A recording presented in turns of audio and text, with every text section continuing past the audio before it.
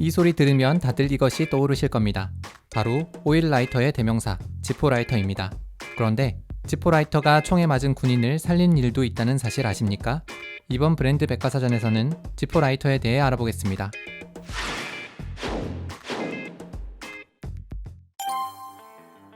1895년 6월 5일 미국 펜실베이니아의 작은 마을 브래드포트에 살던 필리오 브레이스델과 사라 브레이스델 부부 사이에서 한 사내 아이가 태어납니다. 이 아이의 이름은 조지 그랜트 브레이스델.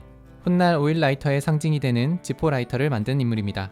조지는 어려서부터 문제가 참 많았는데 초등학교 5학년 무렵 학교를 그만두겠다고 결심하여 부모님을 당황하게 만들었다고 합니다.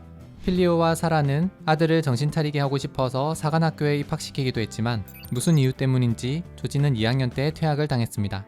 화가 난 필리오와 사라는 조지가 집에 들어오는 것에 조건을 달았습니다. 바로 스스로 돈을 번다는 것이었습니다.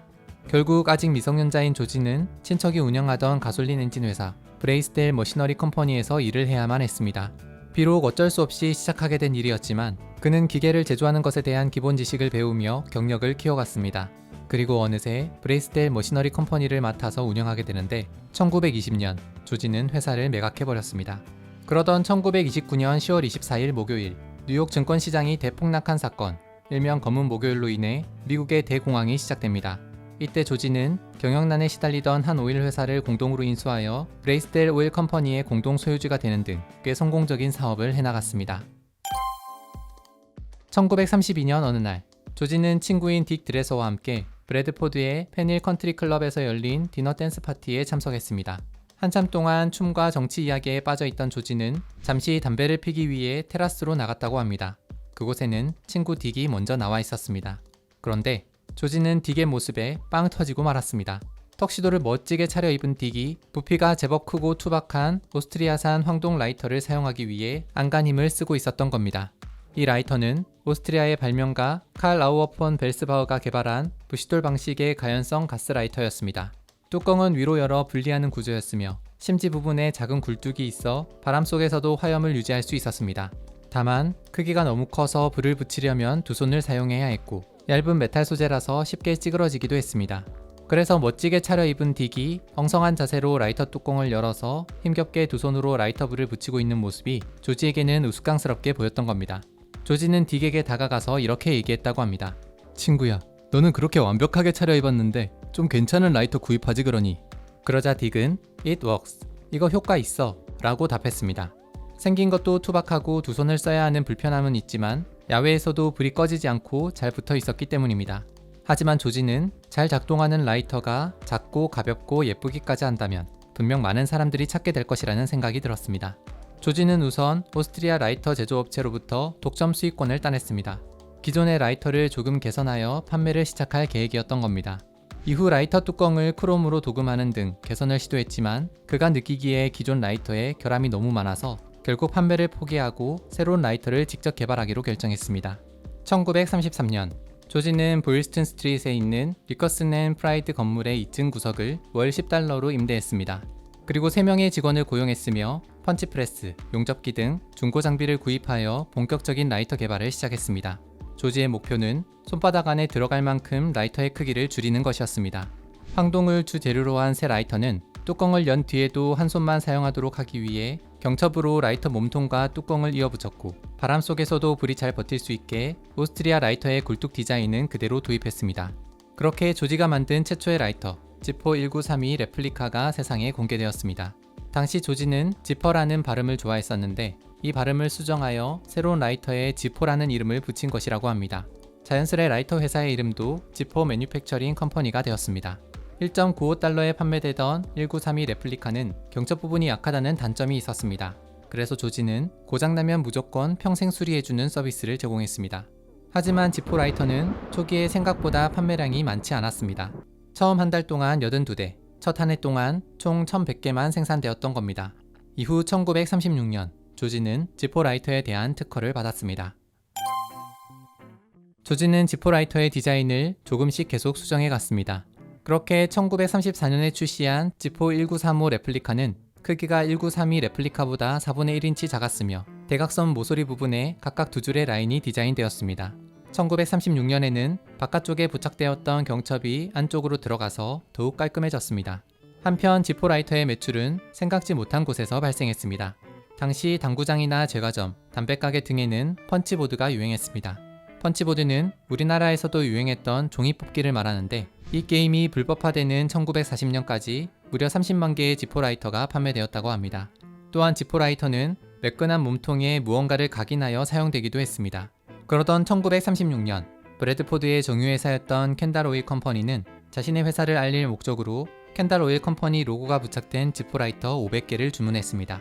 그런데 이게 마케팅적으로 꽤 효과가 있었습니다.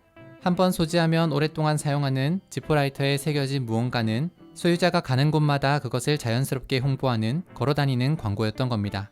이후 지포 매뉴팩처링 컴퍼니는 지포라이터의 몸통 부분을 광고에 활용하여 큰 수익을 거두게 됩니다. 기업 광고뿐 아니라 군대, 동물, 스포츠 등 다양한 디자인이 각인되어 출시되었는데 사용자들로 하여금 소장 욕구를 불러일으키도록 만들었습니다. 덕분에 지포 매뉴팩처링 컴퍼니의 매출은 점점 더 커졌으며 리커슨 앤 프라이드 건물 2층 전체를 사용하기에 이르렀습니다. 1941년 12월 7일, 일본은 미국 하와이 진주만 기지를 공격했습니다. 그리고 이를 통해 미국은 제2차 세계대전에 참전하게 됩니다. 전시체제로 전환되면서 지포 매뉴팩처링 컴퍼니는 일반인용 제품의 제조를 중단하고 군사용 지포라이터의 생산만 하게 됩니다.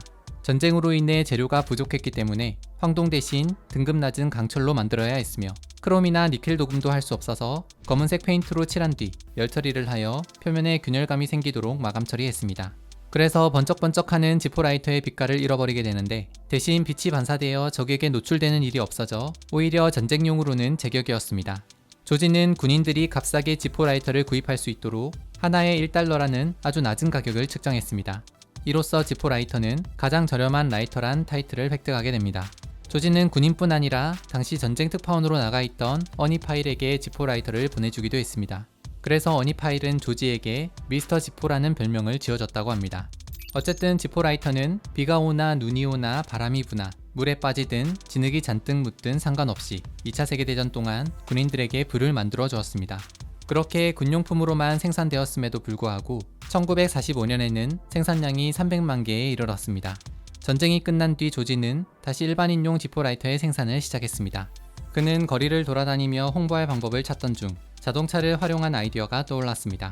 그렇게 1947년 크라이슬러 뉴요커 모델을 수작업으로 개조한 일명 지포카를 만들었습니다. 지포라이터와 같이 뚜껑을 열고 닫을 수 있으며 네온 라이터가 있어 라이터에 불이 붙은 것을 표현했습니다. 그렇게 지포카는 2년 동안 미국 전 지역을 순회했다고 합니다.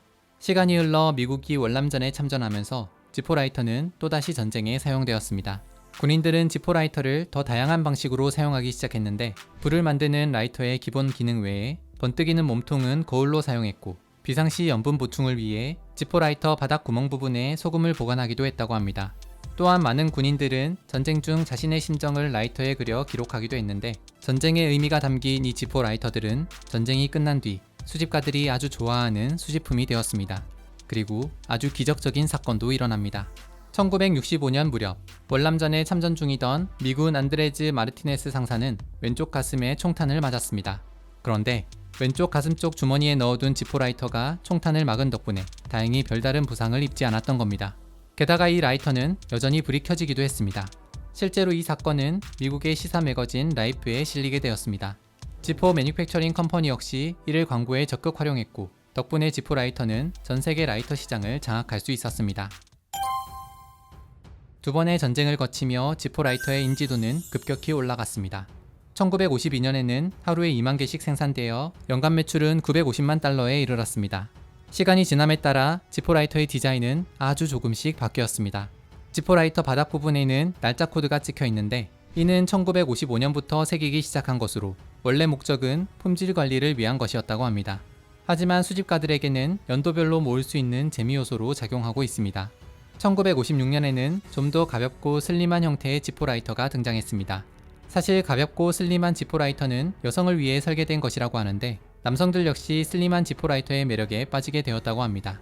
그러던 1978년 10월 3일 지포라이터를 개발한 조지가 세상을 떠나고 지포 매뉴팩처링 컴퍼니는 그의 두 딸이 경영을 이어가게 됩니다. 한편 지포라이터는 대중매체를 통해 노출되기 시작했습니다. 특히 다이하드나 유주얼 서스펙트, 콘스탄틴 등 수많은 영화와 연극, TV쇼에 등장하며 인기를 끌게 됩니다.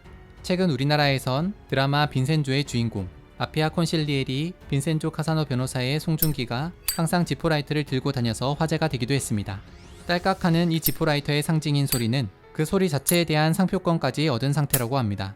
그렇게 지포라이터는 1988년에 누적 판매량 2억 개를 돌파하더니 1996년에는 3억 개, 2012년에는 5억 개, 그리고 2020년에 6억 개의 누적 판매량을 돌파하기에 이르렀습니다. 이상 지포라이터에 대해 알아봤습니다.